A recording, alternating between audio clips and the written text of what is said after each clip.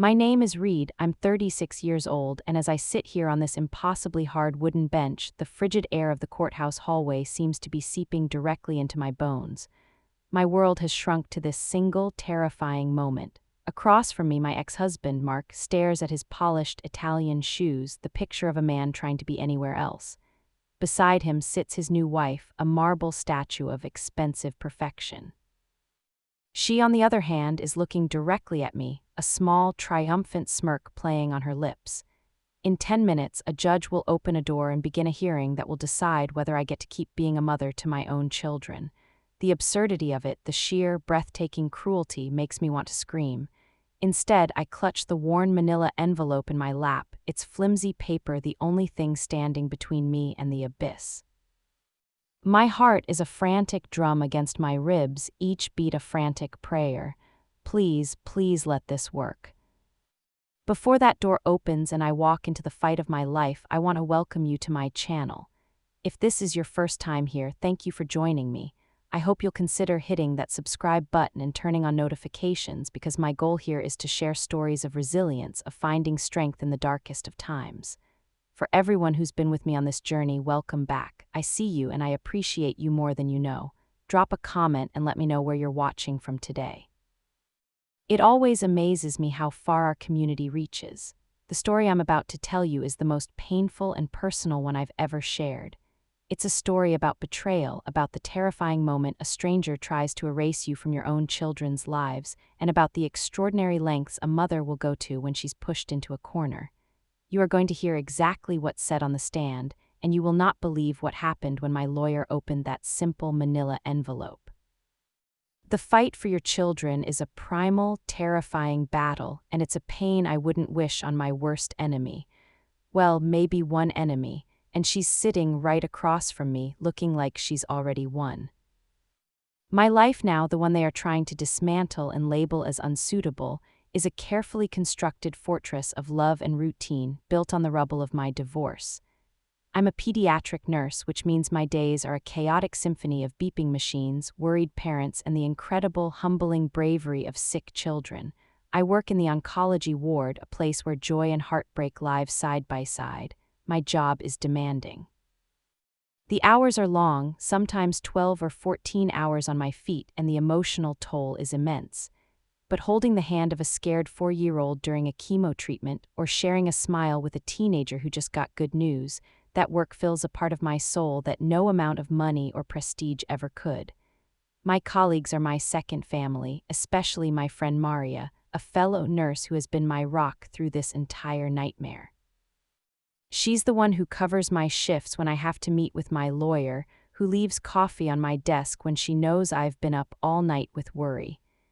It's this job, my calling, that and Mark have twisted into a weapon against me, claiming my dedication to saving other people's children means I'm neglecting my own. My home is not the sterile, minimalist mansion they live in. It's a small, 3-bedroom rental in a quiet, tree-lined suburb. The paint is chipping a little on the front porch, and the lawn is more dandelions than grass, but it's ours. The walls of our living room are a gallery of my children's art. 8-year-old Liam's detailed pencil drawings of dragons and superheroes are taped right next to 6-year-old Sophie's vibrant, glitter-glue-encrusted paintings of our family.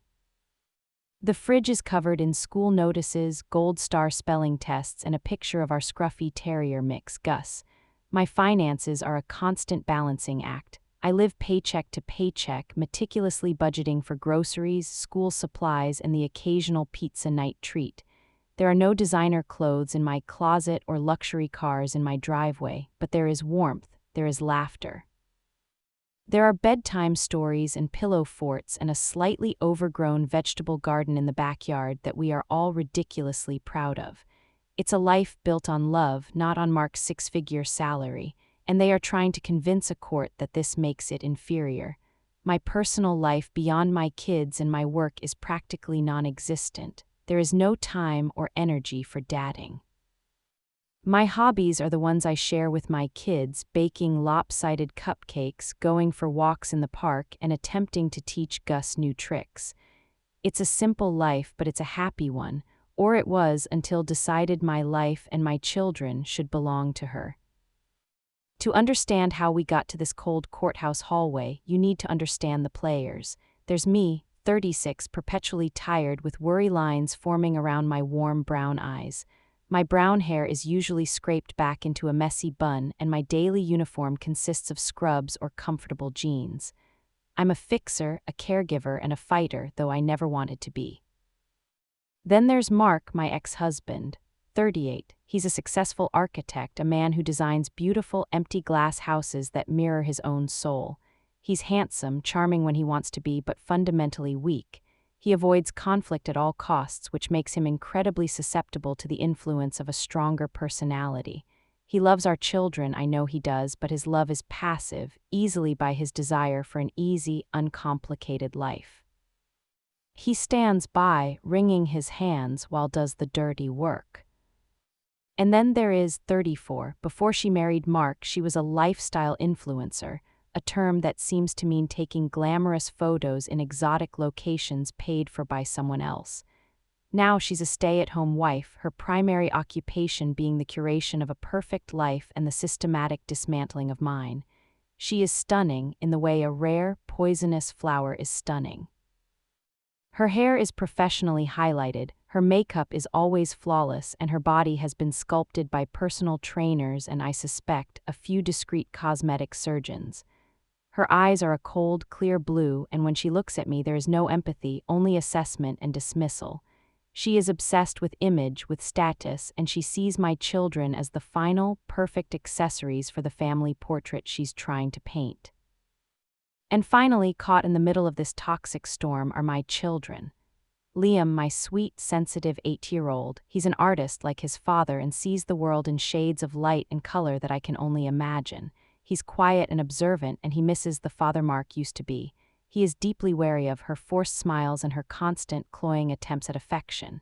And Sophie, my bright, bubbly 6-year-old, she is pure energy, a whirlwind of skinned knees and fearless adventure.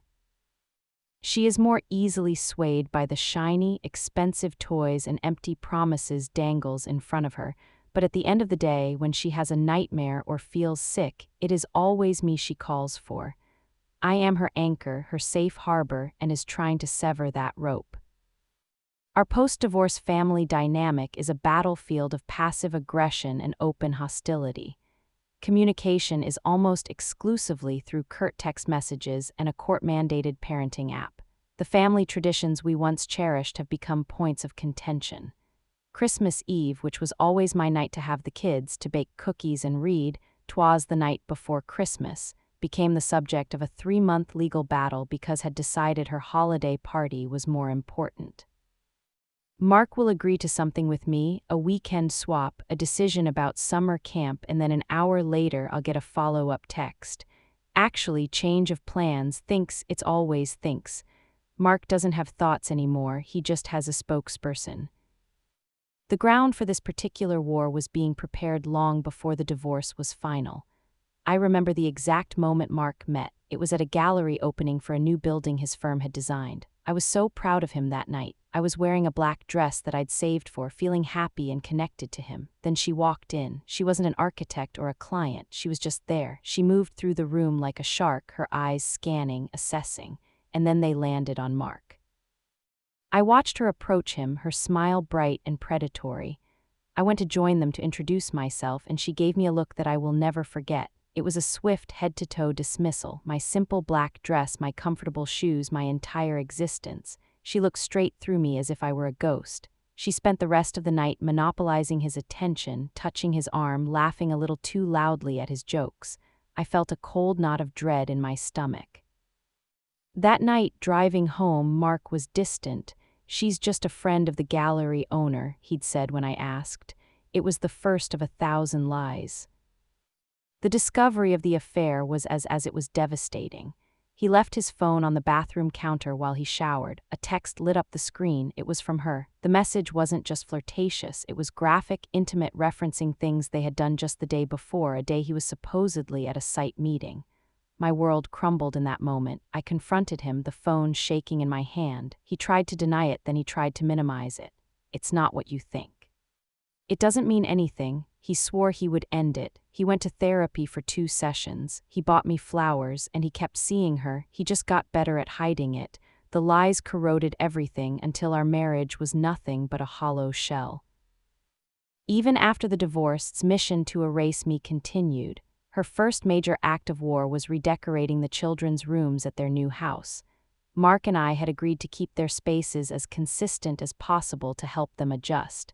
Liam had a special comforter, a worn, faded quilt with rocket ships on it that my grandmother had made for him. It was his most prized possession, his comfort object. He took it with him every time he went to Mark's. On Sunday, when I picked him up, he was quiet and withdrawn. When we got home, he burst into tears.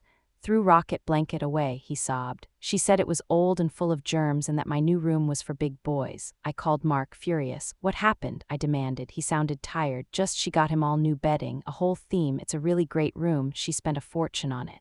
He didn't understand, or he didn't want to. It wasn't about the bedding. It was a power play. It was systematically removing every trace of me, of the life we had before her, from our children's lives. And that was just the beginning. The formal custody filing wasn't a surprise attack, not really. It was the culmination of a months-long campaign of psychological warfare. The warning signs had been there like distant thunder before a storm. It started subtly, began insisting the children call her Mommy. Sophie, eager to please, went along with it sometimes. Liam refused. He told me once, his little brow furrowed with anxiety, "You're my only mommy," would correct him with a sickly sweet smile. "But I'm your new mommy now, honey. We're a new family." Then came the gifts. Every weekend they spent at Mark's, my children would return laden with expensive toys, designer clothes, and shiny new electronics that I could never afford. It was a blatant, shameless attempt to buy their affection. Sophie would come home bubbling with excitement about the new dollhouse that was bigger than she was. Liam would be quieter, clutching a new video game console, but his eyes would be troubled. The gifts always came with a message, delivered via my 6-year-old. "Mommy said if we lived with her all the time, we could get a real pony," or "Mommy says your house is too small for a big trampoline like theirs." Each sentence was a carefully aimed dart, designed to make my children see their life with me as lacking, as less than. The custody exchanges, which had once been a quick, if tense, handoff in a neutral location, became formal, intimidating affairs. "Hired a lawyer to mediate," she claimed, but his real purpose was to intimidate me. He would stand there with a clipboard, documenting what time I arrived, the state of my car, what the children were wearing, his presence turning a simple parental exchange into a legal deposition. The final warning shot came in the form of an email, not from Mark, but from his lawyer. It was a long, condescending letter suggesting that for the emotional and financial stability of the children, I should consider voluntarily signing over primary physical custody to Mark. It was framed as a generous offer, a way to reduce my burden. I felt sick. They weren't just suggesting it, they were telling me what was coming. The official documents arrived on a Friday. I had just finished a grueling 12-hour shift. A young mother on the ward had lost her battle, and my heart was heavy, my body aching with exhaustion. All I wanted was to curl up on the sofa with a cup of tea and wait for the quiet of the house to heal me. The kids were at Mark's for the weekend. A sharp knock on the door startled me. A man in a cheap suit stood on my porch. He asked if I was Reed, and when I nodded, he thrust a thick, heavy envelope into my hands. "You've been served," he said, and walked away without another word. My hands trembled as I tore it open, right there on the doorstep. The language was dense, full of heretofores and whereases, but the intent was brutally clear. It was a petition for the court to grant Mark and full physical custody of Liam and Sophie. I sank to my knees on the welcome mat, the papers scattering around me on the porch. My breath came in ragged gasps. I scanned the pages, my eyes catching on the reasons they had fabricated. The petitioner, Reed, works long and unpredictable hours as a nurse, frequently leaving the children without adequate supervision. A lie. My mother or a trusted babysitter was always with them. Her current residence is financially unstable and cannot provide the same level of resources and opportunity. My cozy, loving home reduced to a line item of inadequacy, and the final cut. Her erratic behavior and emotional instability since the divorce have created a chaotic environment for the children. They were painting me as a hysterical, neglectful mother. The shock was a physical blow, knocking the air from my lungs. My first instinct was to call Mark. He had to know this was a lie. He couldn't possibly believe this. He answered on the third ring, his voice wary. "Mark," I choked out, tears streaming down my face. "I got the papers. What is this? You know none of this is true." There was a pause, and in that silence I heard his voice whispering in the background. When he spoke again, his voice was flat, detached, as if he were reading from a script. "It's for the best, is home all day. She can give them a consistency you can't. We have more resources. This is about giving the kids the best possible life." It was her words coming out of his mouth. The man I had loved, the father of my children, was gone. In his place was a hollow puppet and was pulling the strings. That first night was the longest of my life. I didn't sleep. I paced the silent rooms of my house, the children's absence a physical ache in my chest. I called my parents, their worried voices a small comfort in the crushing darkness. I spent hours online, frantically searching for family lawyers in my area, my stomach churning as I saw their hourly rates. My small savings, the little nest egg I'd guarded so fiercely, would be gone in a flash. The next morning, fueled by coffee and sheer terror, I drove to their house. I needed to see Mark, to look him in the eye, away from her influence. I hammered on the door of their sprawling, modern monstrosity. It was who answered, dressed in pristine white yoga pants and a cashmere sweater. She didn't open the door all the way, just stood in the gap, blocking my entry. "What do you want?" she asked, her voice bored. "I need to speak to Mark," I said, my voice shaking with rage. "Mark is busy," she replied, a smug little smile on her face. "From now on, you can direct all communication to our lawyer." She closed the door in my face. The finality of that click echoed the closing of a door on my entire life. In a last, desperate attempt, I went home and wrote Mark a long, pleading email. I filled it with memories of our life together, of the day Liam was born, of Sophie's first steps. I reminded him of the promises we'd made when we divorced, to always put our children first. I begged him to see that was not putting them first, she was using them as trophies in a twisted game. His reply came 2 hours later. It was a single, cold sentence. "Our attorney will be in touch to schedule your deposition." That was the moment the terror finally burned away, leaving something cold and hard and sharp in its place. The pleading was over. The tears were done. The mama bear inside me, the one who had been sedated by shock and grief, was now wide awake and furious. If they wanted a fight, I would give them a war. I knew with every fiber of my being that perfect persona was a lie. And I suddenly remembered her life before Mark, her life as an influencer, her blog. She had scrubbed her social media clean when she got engaged, rebranding herself as a classy, private person. But the internet never truly forgets.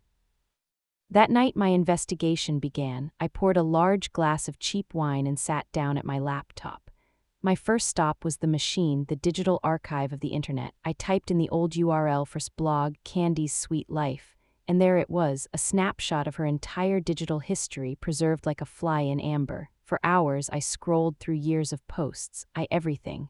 The blog was a shrine to her own narcissism. Endless photos of her in bikinis on borrowed yachts, champagne glasses permanently attached to her hand, but it was the text that was the real. I found a post from 5 years ago titled "Why Kids Are a Woman's Career Killer," where she referred to children as crotch goblins and little dream-destroying leeches. I found another, a long, detailed guide titled "How to Land a Whale, a Modern Girl's Guide to Marrying Rich," which included tips on how to feign interest in a man's hobbies and the importance of hiding your crazy until after the ring is on his finger.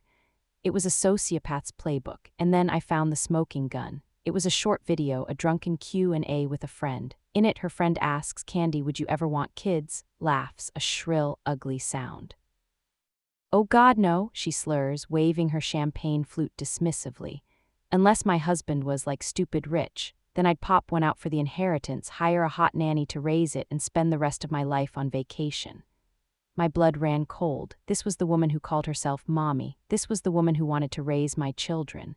I saved the video, backed it up to 3 different cloud services, and finally, for the first time in 48 hours, I allowed myself a small, grim smile. The fight wasn't over, it had just begun. The next morning, I made an appointment with the toughest family law attorney I could find, a woman named Carol Davies.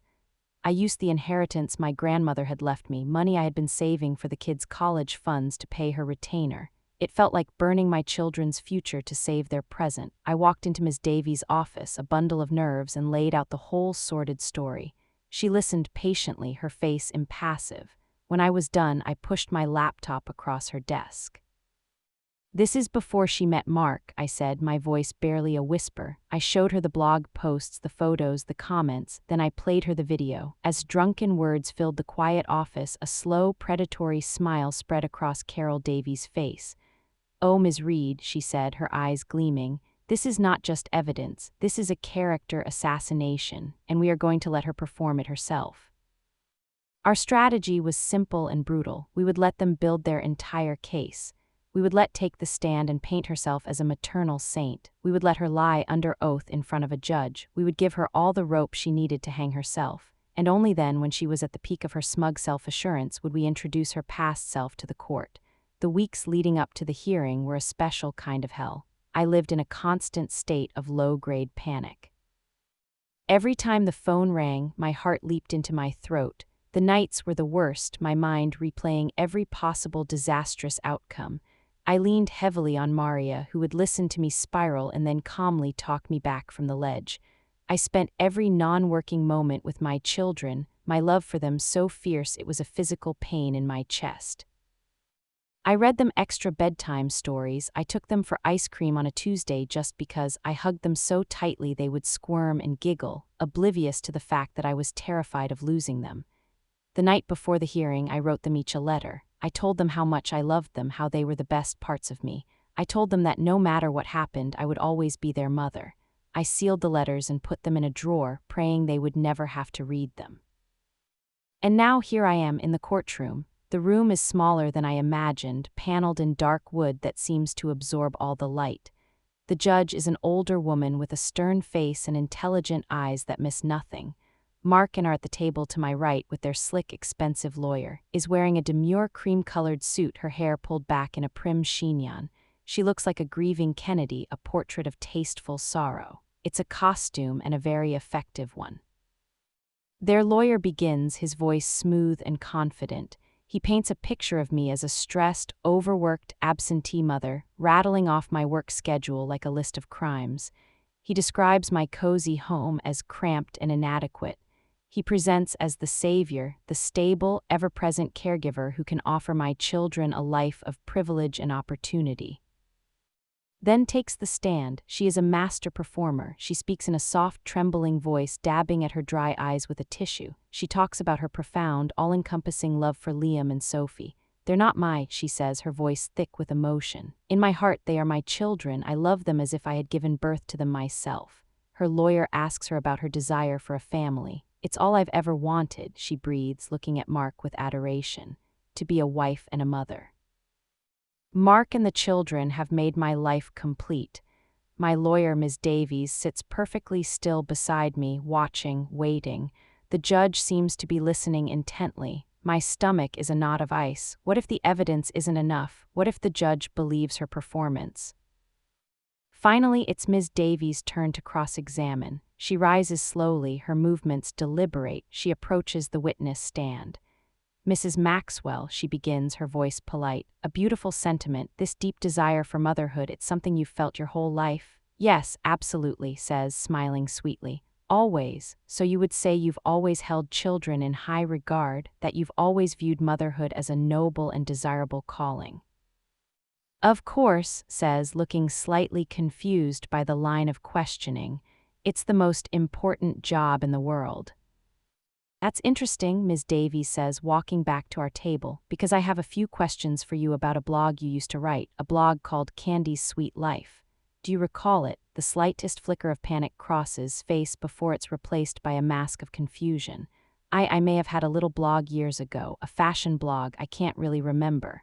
"Let me refresh your memory," Ms. Davies says. "Do you remember writing a post entitled, 'Why Kids Are a Woman's Career Killer'?" Lawyer jumps to his feet. "Objection, Your Honor, relevance." "I'll allow it," the judge says, her eyes fixed on. "The witness may answer." I have no idea what you're talking about, says, her voice suddenly sharp. Someone has clearly fabricated that. It's slander.